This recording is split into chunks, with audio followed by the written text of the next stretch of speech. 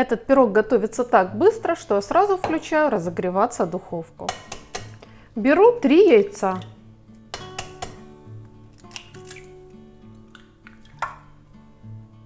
К яйцам обязательно добавляем щепотку соли. 150 граммов сахара. Для удобства тех, кто без весов, будем также отмерять продукты стаканом в 250 миллилитров. 150 граммов – это 4/5 части стакана в 250 миллилитров.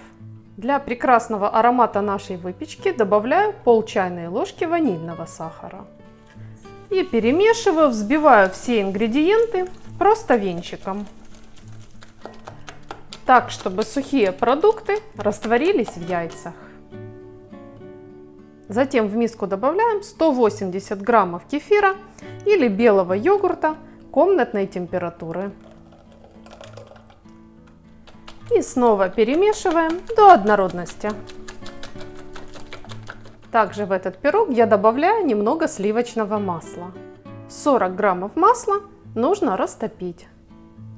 Помимо сливочного масла, также в тесто добавим 3 столовых ложки растительного рафинированного масла без запаха. По желанию можно добавить только масло, без растительного масла. Но такая комбинация масел позволяет сделать рецепт экономнее. При этом вкусовые качества будущего пирога никак не изменятся. У него будет замечательный сливочный аромат. Конечно же, в тесто будем добавлять муку, а чтобы пирог был пышнее и воздушнее, мы ее пропустим через сито. Нам нужно 300 граммов или 2 полных стакана.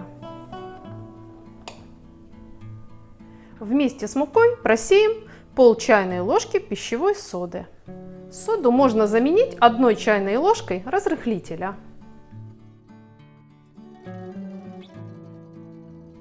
И снова перемешаем все ингредиенты до однородного состояния.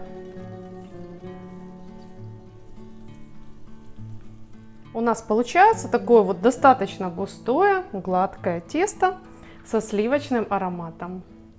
Тесто на минутку убираем в сторонку. И подготовим яблоки.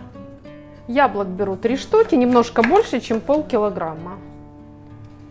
С каждого удаляю сердцевину и хвостики. Затем яблоки нарезаю кубиками среднего размера, так, чтобы потом они равномерно распределились в пироге.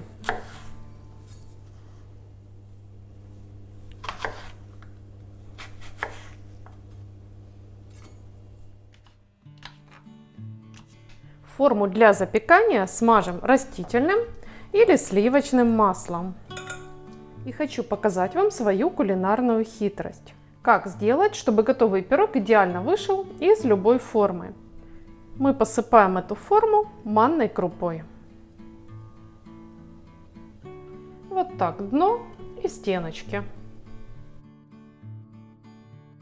В подготовленную форму высыпаем порезанные яблоки. И выливаем наверх наше ароматное тесто.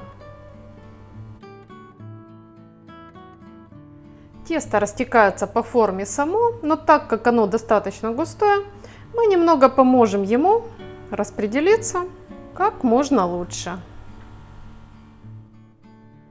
Затем отправляем пирог в разогретую духовку выпекаться при 180 градусах Цельсия или 356 градусах Фаренгейта. Через 40 минут наш ароматный пирог готов.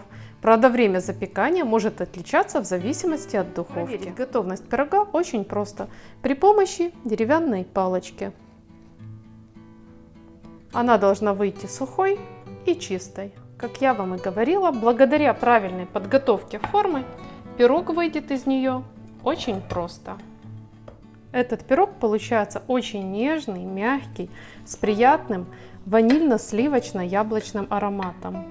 Готовьте с удовольствием такую вкуснятину, а также не забудьте подписаться на канал. Нажимайте колокольчик, чтобы сразу видеть новые интересные рецепты. Посмотрите, какой пышный, воздушный, мягкий, нежный пирог. А я желаю вам вкуснейших пирогов, крепкого здоровья, только хороших новостей. Мы с вами увидимся, как всегда, в следующем вкусном видео.